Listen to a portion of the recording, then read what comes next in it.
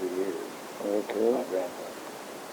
This is an interview by Roland Matthies for the Clark County Historical Society, made on March 6, 1999, and I am interviewing Wilbur Garber for the usual coverage of his personal life, his business life, and then with some reflection on his attitude toward what he thinks Springfield is today.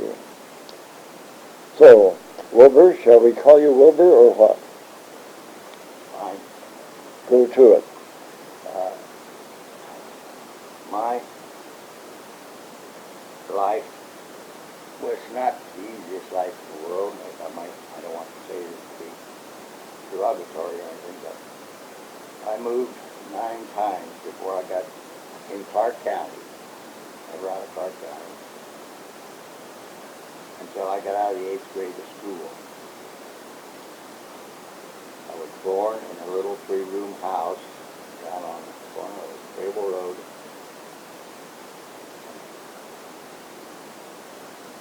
Deerfield Pike.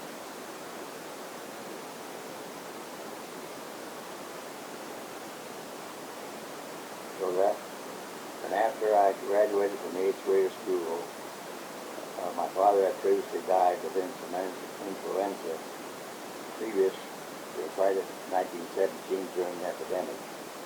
So my mother couldn't keep us any longer, so she sent my brother and I up to the Junior Order United American Mechanics Children's Home for fathers, their fathers had belonged to the organization. Where was that located? Tiffin, Ohio. It had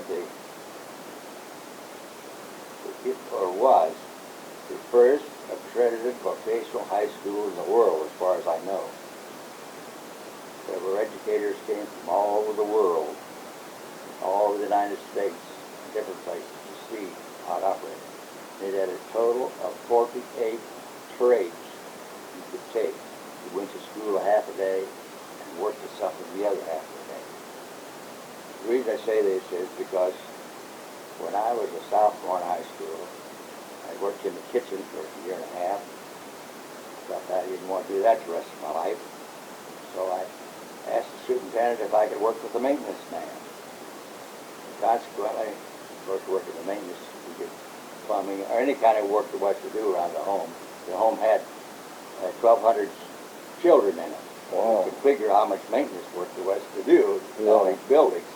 I would, only guessing, but I would say there was approximately 50 buildings. Now, what year did you go there? 1922. And why were you eligible to go there? Because my father had belonged to the Junior Order United American Mechanics and had died. Anybody that was in good standing in the Junior Order, when their fathers died, not their mothers, necessarily their mothers, they were eligible to go to this home. And they came from all over the United States. And What business was he in? Your father, what had he done? my father was a truck gardener most of his life until he died in 1917. And that's one of the reasons we moved so much. He was trying to get someplace he could make enough for to keep us, and plus maybe a little better land or something to work on and raise a little better. That's one of the reasons we moved so much. You have brothers and sisters? I had 2 brothers and 1 sister. And 1 brother is now deceased, oldest brother. So when you got to Tiffin, and I had never heard of this before, I'm quite amazed to hear about it. Tell us some more about the kind of training you got. The training that I got at the junior home, we call it junior home, we don't use the whole name. As home kids, we were all known as home kids.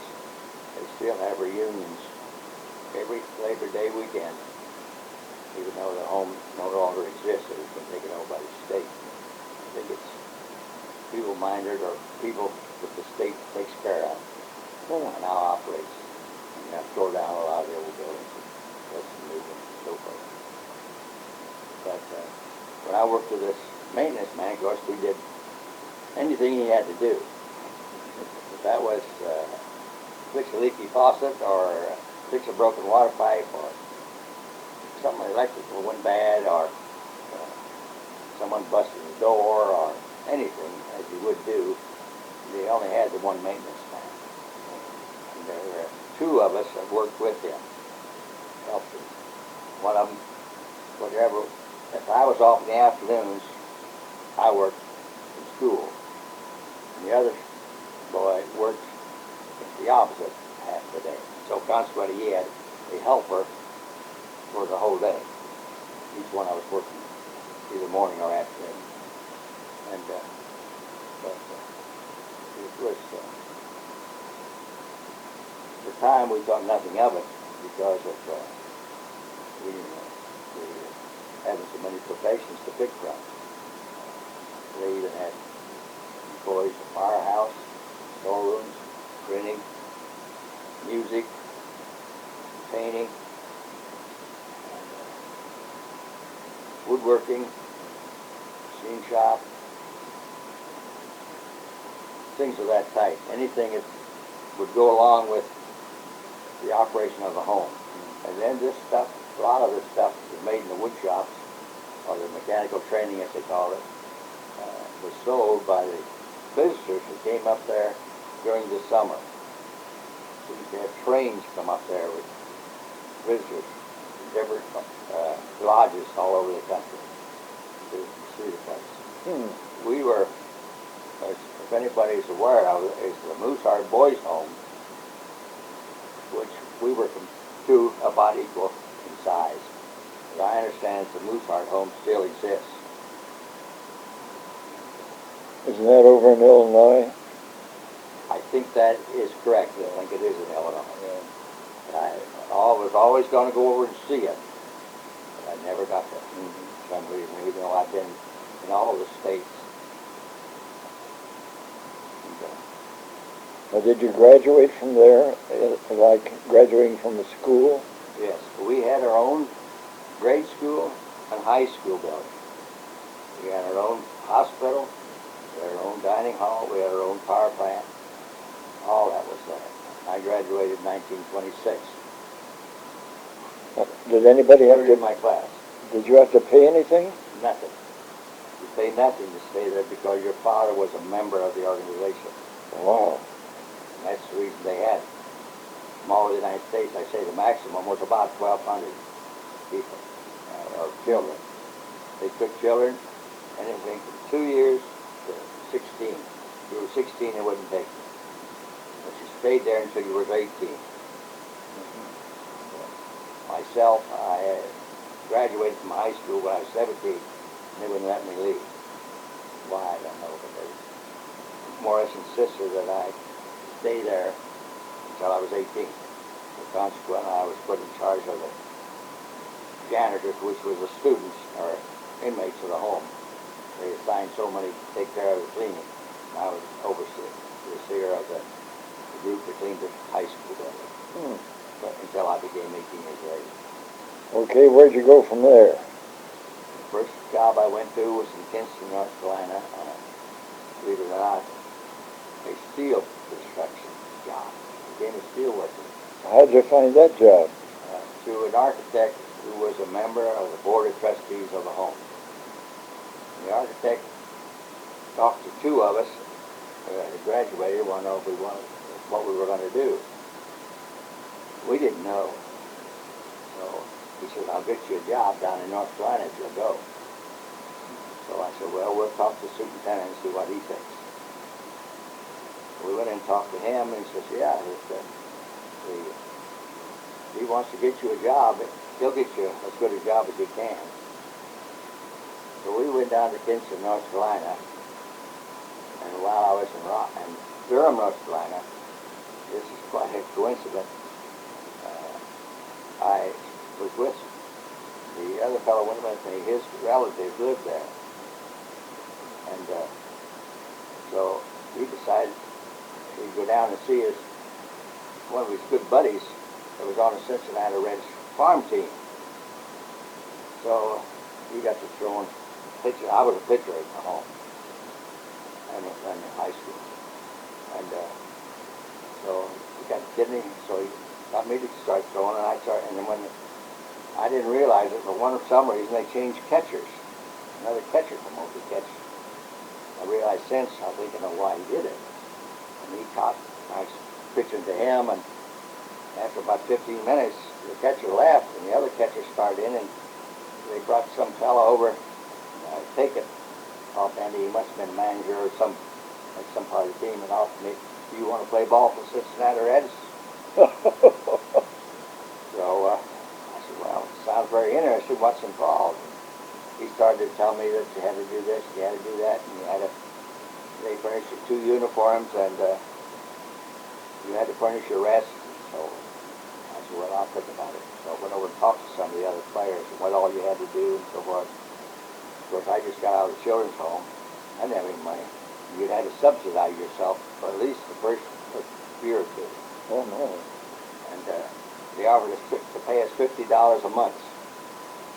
That included our upkeep while we were away from what they called home base, or where the team was supposed to be at home.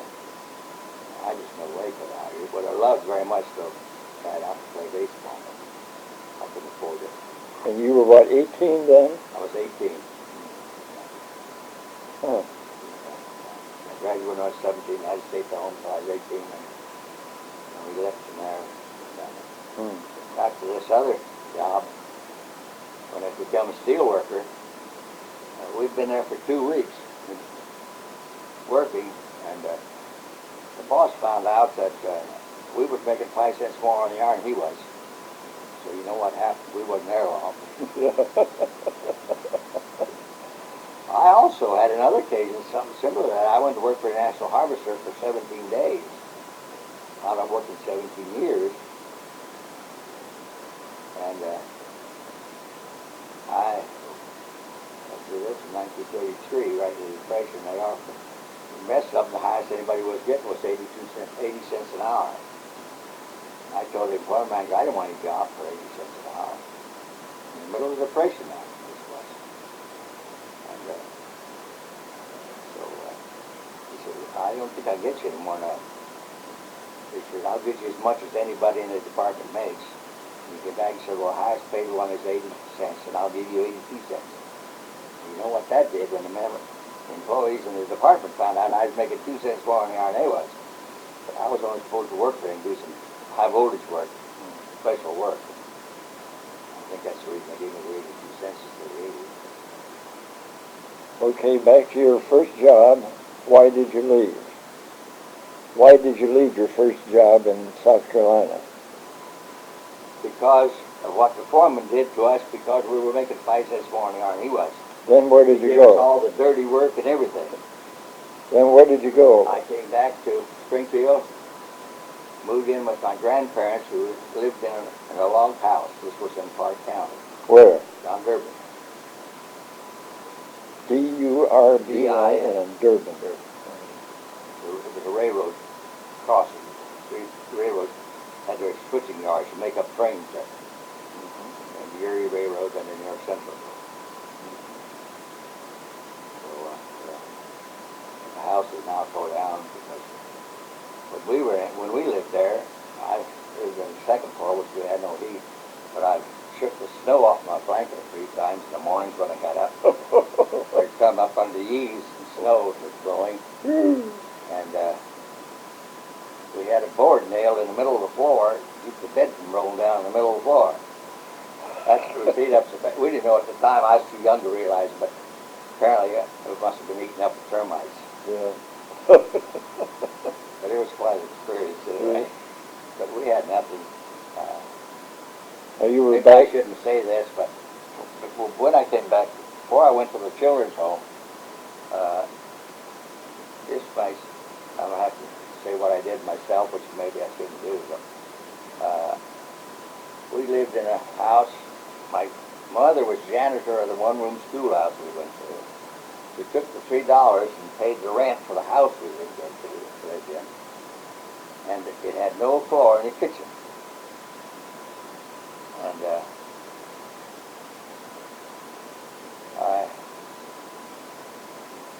semi-proud that we were, shouldn't say semi maybe, because we were helped on several occasions. Food was brought to us by the Salvation Army before we went to the children's home. Your dad died quite early. 1917. This was in 1921, the Salvation Army helped us. And you were born what year? I was born in 1908. November 1908. Okay, now in the sequence of getting yourself trained, what was the next step you took? After, when I was working with a maintenance crew Of what? at the home, children's home, Yeah. with them, I decided I thought I'd like to do electrical work. Mm-hmm. So I checked to see, because I had no money. At that time, you couldn't get in college without some money. You know, fortunately, a lot of them can today. I had worked during the summer, mowing lawns and things like that. And I had also been involved in installing radios in the home. We had worked on a set. We only had 3 tubes in it. We paid $17.50 per tube. And we turned it on, and it lasted about 2 minutes, and the thing blew up. That was our beginning. We didn't have the money, so we worked, 3 of us worked all summer trying to catch enough money to get 3 more tubes. When we bought the next one that fall, it cost $3.50. Wow. 19 and 24, and 25 on that. So it just shows you how much electrical industry, the electronics industry, changed in cost in a year. Mm-hmm. And we had, on the excursions that came up to home, we had 2 fellas come down in the basement where we lived. We lived in a cottage with 80 boys in it. And he came down in the basement and wanted to see what we were doing. He'd heard that we had made a radio that we could operate a loudspeaker on with 3 tubes. And it hadn't been, the industry didn't know it. At that time, 5 was the least they could do it with. So he looked at it and says, "You boys will hear from us later." But I came home the next summer on vacation, and my cousin had bought a radio from Crosley's. Mm-hmm. And I asked him if I could look at it. So I looked it over, and they'd made one little minor change in it, and put it on the market. So that's the way we heard from it. Yeah. Since that, I have not worked on radios or television. Even in the days of television, I never. It just took all the electronics out of me. Yeah. It hurt me so bad. Oh. But now I'm hurt again, really. I suggested in 1925 to 2 business people there in Tiffin that they would be in there, why can't we make some blade skates instead of roller skates? No. Yes, in 1925. And they both said, "No, we couldn't even get our patent money back in, let alone Yeah. make them sell them yet." My land. Huh. Well, So that's some of the experiences I've gone through up until I got out of high school. And as I said previously, because of this ball game situation, I didn't have any money to go to college, so I had to root for myself. So while I was in the home, the last year I was there supervising the boys cleaning the high school building, I bought or subscribed for, I went to Colorado, I don't remember how much I paid for it, but it was between $100 and $200, I think, for electronics, for a course, electrical engineering from the International Business School, which was a home correspondence school for people that don't know what it was. yeah. Previous to that, I had taken an electrician's course from E.C. Cook out of Chicago. He showed you how to do electrical house wiring and then make circuits and connect circuits and things like that. But that wasn't enough. I thought, I got to know more than that if I'm going to get anywhere. So I took that, and I heard later from the school that I had finished the course in about, most of it was done before I left. It took me about 6 more months after I left to home to finish it. They wrote me a letter and said, rarely was any of those courses ever finished. It took at least 3 years usually. And I spent tremendous time because I knew I had to get it before I got out of there if I wanted to take any advantage of it out of home. Well, when you went south on that first job, after you got out of the home, you didn't do any electrical work down there, did you? No, I was on steel crew, not electrical. What do you mean by steel crew? Well, there's steel crews on construction jobs. Any ironwork that's on the job, the steel crew does. Now, whether that's your big steel girders and steel beams, or whether it's just steel rods you see on a building, or for the concrete, steel crews do all that. Some rivet work? Yeah, the steel crews would do rivet work. I never did any rivet work because I was not but a helper, really, on the steel crew. All right, now we're back to Springfield, and you're in this log home. Yes. What did you do then for a living? My first job, I went to work for the Allen Motor Service, which repaired, rewound, and installed electric motors. And that was my first. It was right here in Right Springfield? in Springfield, yeah. Out on Center Street. In the building there between High and Columbia Street there on Center Street. How many employees at the time? They had 4. But I was going to help do anything you want to do. I did. Even going out to shops and helping connect motors and disconnect motors. That was my beginning. After that, I was only making 17 cents an hour. And I thought I could sure do better than this someplace. So I contacted the Ohio Edison and went to work for them for 40 cents an hour. And unfortunately, we were working on an underground construction crew, and I got cement poisoning on my arms. The doctor told me, he said, you got to get away from cement work. They were doing any cement work. So that was the end of my employment with Ohio Edison because they still wanted me to stay on that underground crew. End of that. I never heard of cement poisoning. I don't know, but I had from my fingers where I wore gloves, from where my gloves quit, or up to my elbows. Like blisters? Yeah, blisters, just blistered up. Yeah. And of course I worked with my shirt sleeves or my sleeves rolled up, so that part was subject to all this cement. I guess I'd have thought I was been enough to if I'd have rolled my sleeves down, I could have went ahead and worked for them, I guess. But you don't always think of those things. Yeah. I was much concerned because it was very painful. I had it on both arms. Okay, from there, what happened? From there, I went to work.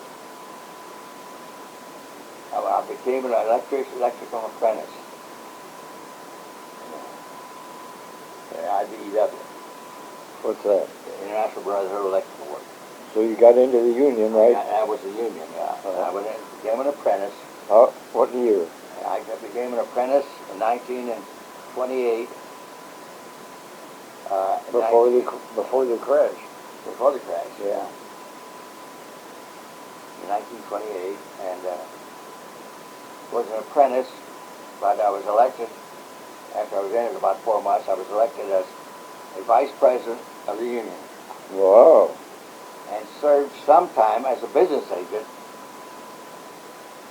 before I went to work for Free Hicks Electric Company, who had the Wittenberg Gymnasium or Field House. I don't know what they call it. I think it was called a Field House. Yeah. Properly, it's the right name. That was started in about 1926. 28? 29. So you worked on that job? I went on that job, and they had a journeyman on the job. And after I was on there about 2 or 3 weeks, they took the journeyman because he was their troubleshooter. And he had to go out and do troubleshooting work. And I rarely saw him until the job was finished, even though I was only an apprentice. So I wound up doing probably at least 80% of all the electrical work in that field house. Now, who was your employer? Who was your employer My then? employer was Free Hicks Electric. Now, did Ira Free, was he No, around? Harry Free was not in it. It was Wilbur Hicks and Roy Free. Who would be Ira's father? Roy Free? Roy Free was Harry's father, correct. Yeah. Uh-huh. Yes. And, I'll be darned. yeah. So I became, when we finished that job, the wheel house, it was actually inspected and completed, I was made a journeyman on the 30th day of April. Only 2 years I was an apprentice, but my motor for repair work, that they considered that as part of my training. So therefore, they worked out and got enough time in there for me to become, that they voted me as to be a journeyman. So the business manager went down and told Free Hicks that I had been made a journeyman. Of course, I would go from 20 cents an hour to 80 cents an hour. Wow. And I immediately was laid off. In May 1929 Oh, man. is when this happened, and I was laid off. Wow. 29, you were how old? I was just 21 years old. But no, yeah, 21 years old. You hadn't started chasing the girls yet? No, I didn't have any money to chase any girls, truthfully. Yeah. I just didn't have the time we worked. Of course, when I started working, my grandparents didn't have any money. They were getting pretty old. I still lived with them. And we didn't have any money to do anything. And on top of that, in the 1929 flood, we used to get flooded every year down there where we lived. After the flood was over, we cleaned the house out. I told my grandmother was sitting there. I said, this is the last time I'm going through a flood. She said, what do you mean? I said, I'm just not going through another. He said, what are you going to do? I said, I'll go out and buy a house and we can all move in it. So I went up to real estate people and told them what I wanted. I was still an apprentice then. Yep. Only making 20 cents an hour. This real estate guy said, how are you going to pay for a house? Talked to me and I said, I don't know. I said, I'm going to buy a house. Yeah. So we went around and looked at several houses and turned around and bought a house out on some of that. My sister was the last one to live in it up until a couple of years ago. And then I built a house next door to it. And when I say I built, that's correct. I did everything but the brickwork, plastering, and the roof. That's out east? East on Thomas Avenue. Yeah. Was that beyond the city limits? Come on. And you built? I built the house. Wow. And I built the garage after I started electrical work, because there damn much work, so I had time on my hands. So I built a 2.5-car garage. I mean, I built it. I finally didn't put the roof on it, because I got started to get some work. But I did the brickwork, the block work, Wow. the floors, dug it out, and everything. Where'd you learn to do brickwork? Just did it. We used to do, this is an odd thing. We are one of the electricians, they're one of the few, and I don't know if any other union can do it. Now, I may be wrong. But an electrician could do anything pertaining to his work that was ruled. An arbitration hearing. No. And of course, anything in their work, if we had to put some brick out, to put some work in there, we'd cut the brick out. And if we wanted to, if there wasn't any bricklayers on the job, we laid the brick, put them back. So this is probably your answer to where I learned to do the brickwork. Yeah. After we cut a slot in the wall or anything, we'd dig them out and we'd lay the brick back in them. Oh, good. Yeah. Did you at that early age get any financial help from the union when you got laid off? No, there wasn't any such thing as that then. Those days. They do now. Yeah. They'll help it. That days there was nothing.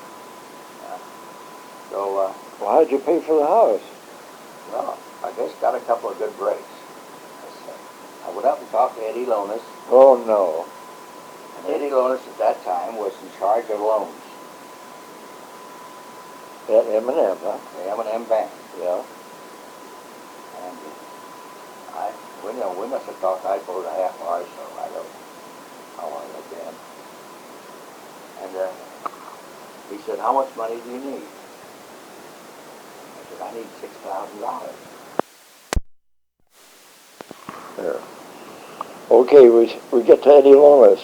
I went down and talked to Eddie, and after sitting there talking to him a while, he says, I'll have to check, but I'll be in favor of you getting I'll let you have the money. I just feel like somewhere or other you'll get it paid for. I told him my background, living in a home, always like this, things all I've done to my life, what I got up to. And then I become a journeyman, although they wouldn't hire me, but he still give him a nose of what I had done since I got out of high school. So he says, from that, you got my vote. He says, I'll do some further checking. 3 days later, he called me up. He says, go out to the bank, I want to talk to you. So him and one other fella, and I don't know who the other fella was to this day. I don't know who it was. He must have been president. Going to somebody head of it. He was over 80 at least.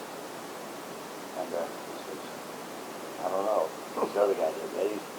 Eddie kept talking, well, I guess he had previously went over what I'd done over the last 2 or 3 years and what I'd accomplished.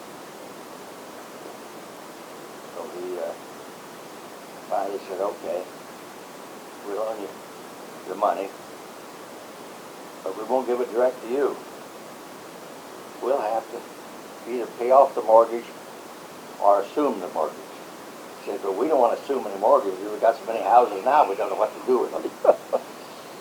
And I said, all right. So I said, and after we broke up, I told Eddie, I said, I'll get you, whenever I get any money, you'll get part of it. But I said, my mother, my brother, and I, and my grandparents, we got our own garden, so we'll raise a lot of it. We don't need a lot of money, but we do need to build down there. I said, I'll come in and see you every week. And starting from then on, every week, I went up to see him, whether I had any money or didn't have any money. I might have $1, I might have $2, I might have $5, but whatever I had, I paid it on the loan. So then, after being out of, when they wouldn't put me to work as a journeyman, the Urbana post office was built. Some firm out of New York had the job. For some reason, they had so many other jobs, they couldn't take care of it, be here and take care of it. They wanted to know if I would take the job and do it for them. Well, I worked on that for about a year at $1 an hour. Remember, this was in the Depression. I made $1 an hour. I went from 80 cents to $1 an hour before I got a job. Yeah. So that gave me some money, and of course, the bulk of that I went up and paid on my loan. And then, were you considered a contractor on that job? No, I was working as a union worker, not a contractor. So we got that job done, and then it lasted about a year and a half, really. When I got out of work, they started building the Springfield City Hospital. It was right in the middle of the patient. And they were working on the first floor. Now, for some reason, they kept not getting able to get down there so they could pour this floor. And they wound up with 22 men on the electricians on the job. Why and if any, I don't know to this day. But and when he started laying them off, the superintendent was on the job from the electric power equipment company out of Summit. He laid me off. I remained one of the 6 remaining men on the job. You know, well, he laid everybody else on. So I wound up working 2.5 years on that building. I wound up was responsible for all electrical work from the second floor to the roof. Again, this was on your own. You weren't working for somebody else. No, I was working for them.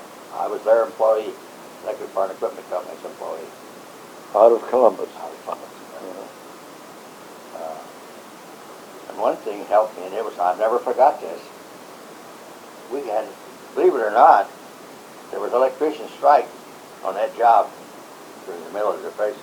Now this has never been made public, I don't think, ever. We were on strike for 19 minutes.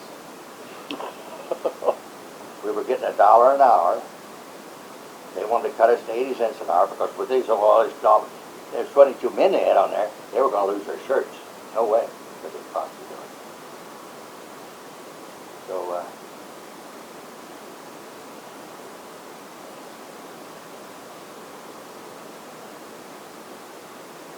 when the job was just about finished, one of the fellows, this was quite a setup.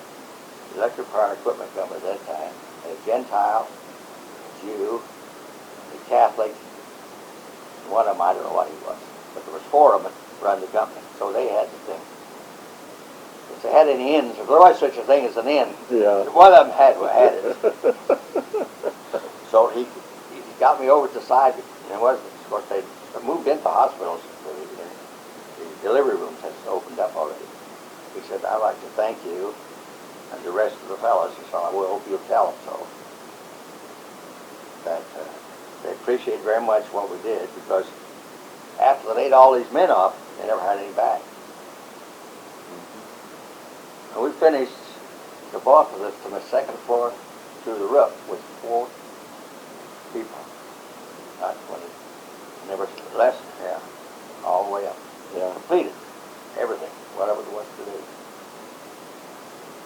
And he said, we made more money. Again, he repeated it to me. He said, we made more money on it than any job we've had in the last 2 years. He said, I thought we already had it. And they were still paying you $1 an hour? Yeah. That's when we had to strike. We had to strike, and the union voted whether to take the 80 cents or not. And by one vote, they voted not to take the decrease in pay. But we thought we were done. Because they find some other method. But they worked union in Columbus, so it more or less forced them that the city hospital remained union also. So I've never forgot when he told me that. But of course, we worked. We did accomplish, as I said, 6 of us did the work that maybe 15 or 18 of them would have been on the job at the rate they were going originally. And you finished up there when? I think it was in 33, but I'm not sure. I think it was 33. Back to that mortgage on the house, how much did it amount to, the original loan? $6,000. And you paid off a good part of it, I suppose, when By the time the hospital was done, the loan was gone. Great. You paid the loan off. Now, who was living? But that was the reason I couldn't, as you said earlier, did I have any dates? So I didn't have any dates, so all the money I had went on the mortgage. If they were good enough to let me have a mortgage, I'd be good enough for my word. But if I got any money, they'd get whatever I could let them have. Now, who was left of your family at the time you finished the hospital job? Who lived with you in the house? My brother, my mother, and my grandparents. Oh, your grandparents were still living? Yeah. My grandfather was later killed walking on a highway out by Snyder Park. Oh. He was walking down to Durban to see somebody, I don't know what he was. He was killed then, and then my grandmother lived for quite a history. But, your grandmother? My grandmother, yeah, she was a Indian princess. Is that so? Tell us about her. Tell us something. I don't know much about her. Oh, is that? The other thing is, I know she was born down in a tribe, and somewhere I have the tribe's name here somewhere, and I'll get it for you. Good. West of St. Louis.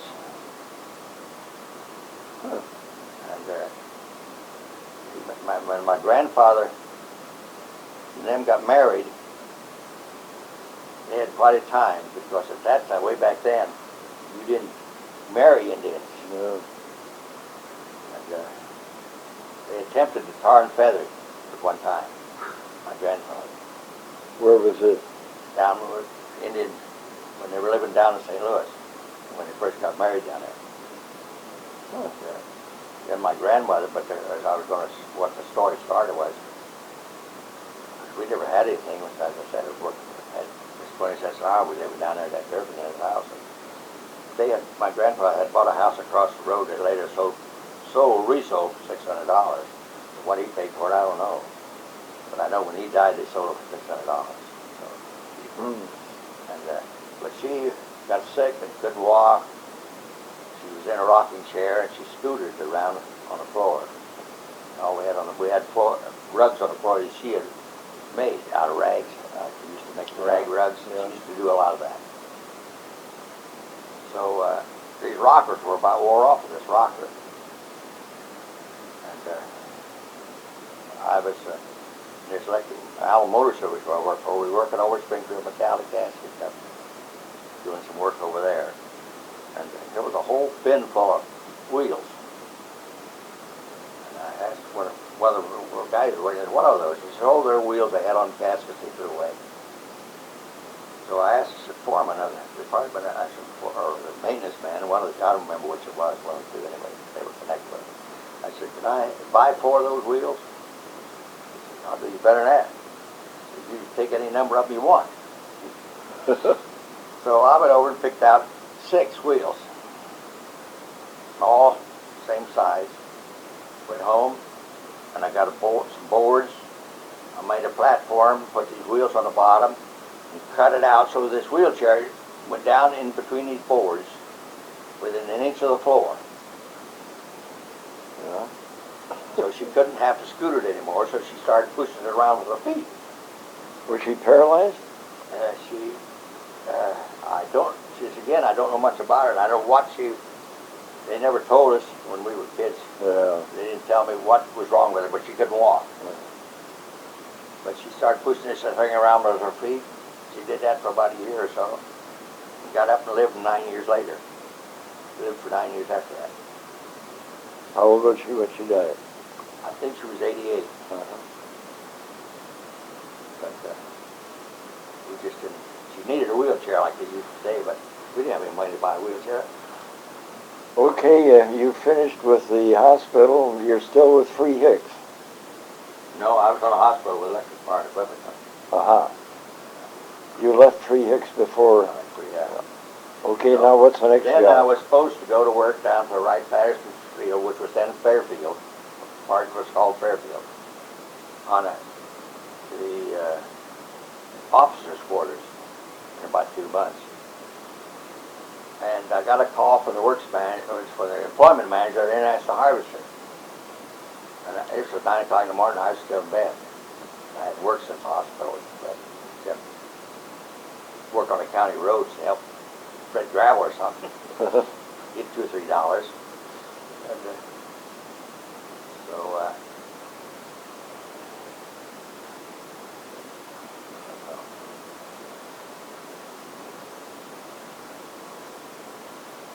oh yeah, and so he got me out of bed. The employment manager of the International Harvester got me out of bed, and he said, "Hey, the fellow in there said you was a good electrician." I said, "Well, I would be considered so." Why? He said, "We got some high voltage motors." I said, "To hook up in a new press room." And he said, "We haven't got anybody in our organization that can take enough time to do it." He said, "We'd like to hire somebody to come in and do this work to wire these high voltage motors up over in the press room. It would just be a new press room being built." So he talked to me. I don't know. He told me later he talked to me. He thought at least a half an hour on the telephone, get me the consent to come over at least talk to him. So I went over there and started to walk up this line. This line was a block and a half long. Remember, this was during the middle of the Depression. block and a half long for people wanting a job. Wow. And I just told him about his wanting work. So I probably stood there for 15 minutes. Finally, somebody stuck their head out the employment door, and I recognized the fellow that I knew. Most come this way. I didn't think he knew anybody else in that crowd, so I got out of the walk and walked out and walked around the building and went in the back door. Sure enough, he says, the employment manager introduced himself. He says, you can't understand why you don't want a job. He said, look at that line out there. I said, I don't want it. I said, I got a job in about 2 months down the right past the field. Building the office, helping with the office quarters, electrical work. I said, and I'll make more money down there, and I'll make work from here. I said, now, I was sure if you get in a factory, you never get out. He said, no.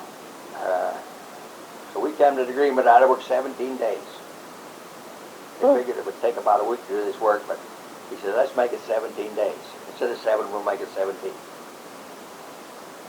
So I decided to go to work for the 17 days. I'd always want to see inside of a plant that size anyway. This is International Harvester. International Harvester. How long we're going to have it. And I'd worked in smaller plants doing this motor repair work, but nothing like that. So that'd give me a good chance to see the place. And I'll also find out something about it. So I went to work, but I wound up working 17 years instead of 17 days. Is that right? Yeah. And in those 17 years, I became secretary of the union and was a shop steward. When I was asked to take a job as electrical foreman up in New Brighton, where they were installing a new shell plant in the middle of the war. New Brighton, where's that? New Brighton, Minnesota. It's about 15 miles north of St. Paul and Minneapolis. Brr. So Lawrence Drum, who lives here now, Yeah. he was about. I was in a meeting. They had a production drive committee at that time. They had 3 members of labor and 3 members of management set on it. And if employees would make suggestions, we decided how much did it help the war effort and how much did it save. From that, the employees got a bonus for this, out of this. And we, the 6 of us, decided, is it an acceptable suggestion? We'd have to go back and investigate from different places whether it was, we had to approve it as being a good thing, or nobody would get anything. That was in it. But if it didn't end, then we decided how much money the employee got. The 6 of us.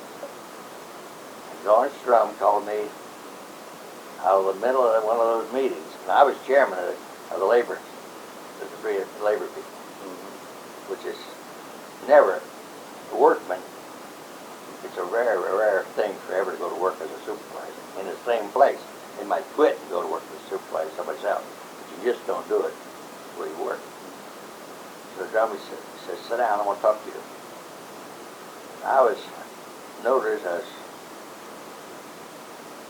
a hellraiser, and I thought that the men were mistreated or something in the department. I stood up for them. If I didn't think they were, didn't think they were entitled to it, I told them so right there. I said, I'm not going to do anything about it. So Drumby came over there and he said, I want to talk to you. He said, just remember this, it was just after we quit building the half tracks, and I had helped engineer developing armor plate on half tracks with a spot welder, which no one had ever done. And probably if we hadn't done that, they couldn't have built the half tracks. I don't know if you knew what a half track was or not, but so we ran. I don't know how many half tracks we built. Now this was what year? This was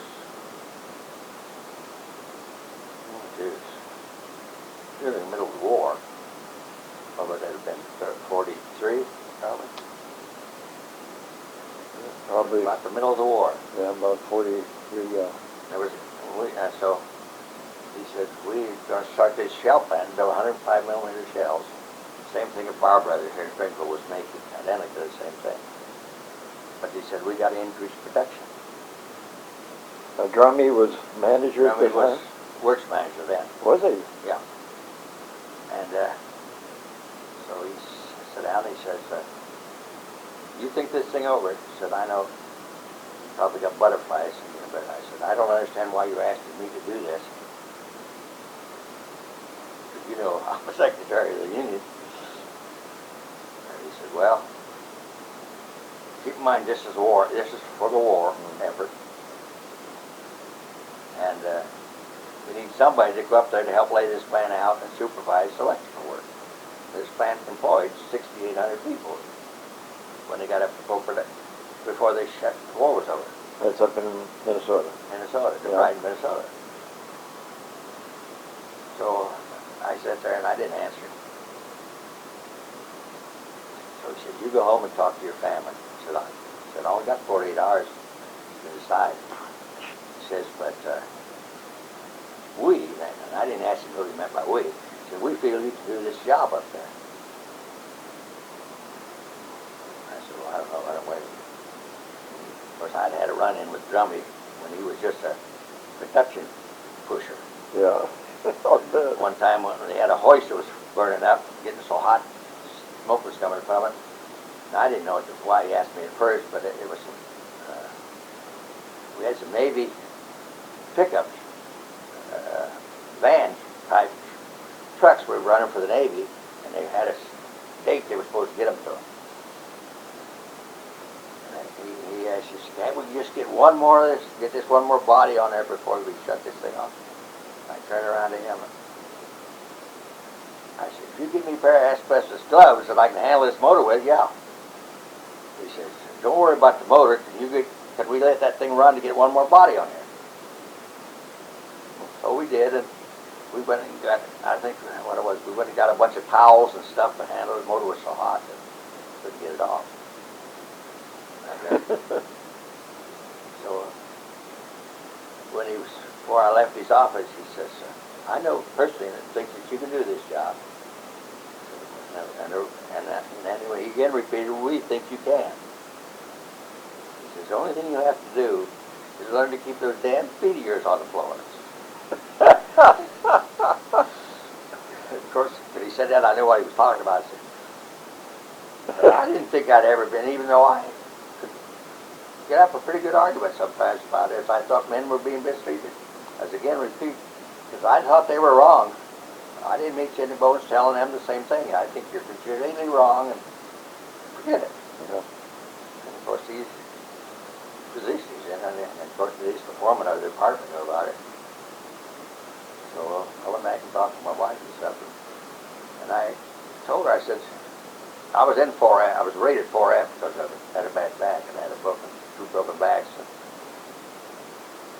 in the previous 10 years. And so they ruled me and made me a 4F because of that, and also when I was working in a war plant, which we were building these half tracks and also building trucks for the military.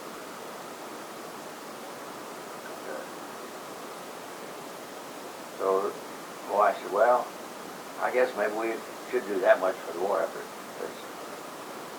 And so she decided they would move to Minnesota, up to St. Paul, and take this job. Now, you hadn't told me you got married. Oh. When did you do that? Well, I got married in 1937. To whom? To Minnie Peary, from Tyrone, Pennsylvania, who Admiral Peary was her great uncle. P-E? P-E-A-R-Y. Peary. Peary. P-E-A-R-Y. Peary. The one that discovered the North Pole. Or supposed to. They thought argued over it, I guess now. Did you have any children? I had the two girls at that time. And they were in junior high school, both of them. So she said, yeah, says that's it. Says, I'm not sure we'll move up there. But at first, I said, well, because we didn't, none of us thought we'd ever ship a shell. Now, the middle of the war had been going on for 2 years. Yeah. How long is this thing going to last? How can we set up a plant from scratch? This plant had made 30 caliber shells, what it made. We moved all that stuff out of the place, brought all this other machinery in, laid it all out. They hired help to install it and get it ready to operate. And as I said, I think I said a while ago that their peak employment was 6,800 people. And we were set up to make 500,000 shells per month. So this was a little plant. This was and I helped from scratch on the planning tables. Yeah. Helped lay it out. So you went up there with a crew or by yourself? No, by myself. Where'd you get a crew? There was some other plants. They brought drafting people and from IH, you mean? Other people around from other harvester plants. And we wound up with 8 of us. Well, first there was only 7 of us. Then they added the 8th one. And we had this on a big board in a big room. And the machinery we cut to scale, 8th scale. And that's the way we laid it out. We didn't draw it on paper. We laid the machines around. So instead of installing them and then moving them, all you had to do is move this thing around on the paper. Well, it was, had a stapler and stapled it down, see? So when we got it done where we thought it would work, but they made a drawing of it, and that's the way they set the plan up. Now, were you doing anything, something besides electrical supervision up there? No. Well, yes. When they first started, I had a whole maintenance department. Yeah, it sounded like it. I did. I had a whole maintenance department. And it was over the electrical contractors, which had about around 100 employees in it. What were you paid, do you remember? I think I made $6,200 a year the first year I was there. Very good. And I think it was around that. I know, even though people think that you move around to these jobs, it's wonderful, but I actually took money out of the bank to live on the first year I was there. Yeah. Do this, $1 here, $10 here, and $5 here. You didn't realize. Then you had to send money home. Yeah. Sure. Yeah, and then my wife and the 2 kids hadn't come up there yet to start with. And they came up about 4 months after. I was there about 4 months, and it looked like they were in earnest about going to build this plant, so they moved up there. But none of us, out of the 8 people that were there, and set up, laid this thing all out, thought we'd ever ship a shell. Never. We wound up and shipped, and I think I dare tell this today, shells on baggage cars, not freight trains, on baggage cars. Passenger trains. Passenger trains. We, 2 months before Normandy, we shipped our 500,000 shells. Some of them still went in freight cars, just like normal. But the excess within these baggage cars, down to have the cartridge and the load put on. Shoot. Quite an operation. And it was a wonderful experience. Oh, sure. A wonderful experience. Yeah. So after the war was over, we had to inventory everything and all the stuff we had. It was government rules or something. So I was there about 3 months after the war. Get back to Springfield plant. Well, when was that? When the war was over, it was what, 45? Yeah. I think it was. You could check it somewhere. Someone could tell you. I don't know. Anyway, it was about 3 months after the war was over. So you came back to the IH plant here? The IH plant here. And Drummy was still the boss? Drummy was still the boss. And so I was made a night supervisor. Here's the electric department. Oh. And that's all I had up to the New Brighton Works. After we got going, we had some more supervisors for the millwrights and the plumbers. And I still was over the contractors and the maintenance people that Harvester employed. Besides. So when did you finish up then at Harvester? From Harvester, I went back to the Springfield plant, and in 1947,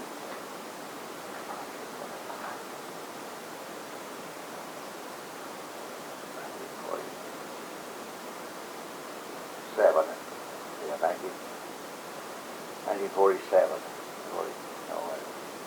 1945, I was transferred to Louisville, Kentucky plant, who was setting up a plant to build tractors.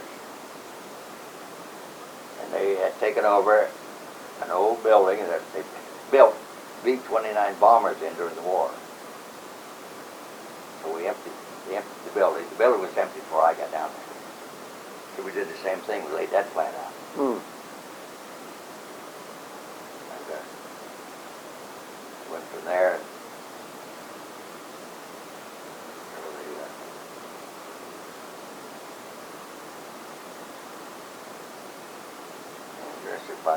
I was there 2.5 years, about 2.5 years. I stayed until they went into full production.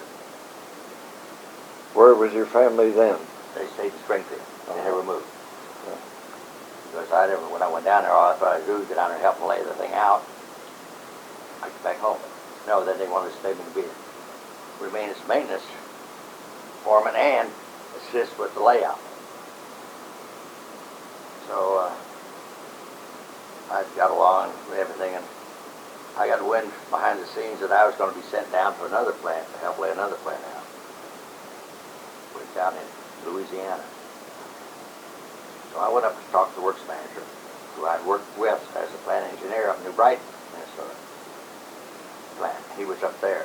He was transferred down to Louisville plant as a works manager. So I went up to talk to him. I said, "What's this scuttlebutt I hear that I'm going to be transferred soon?" He said, "Well, sometime after we go into full production."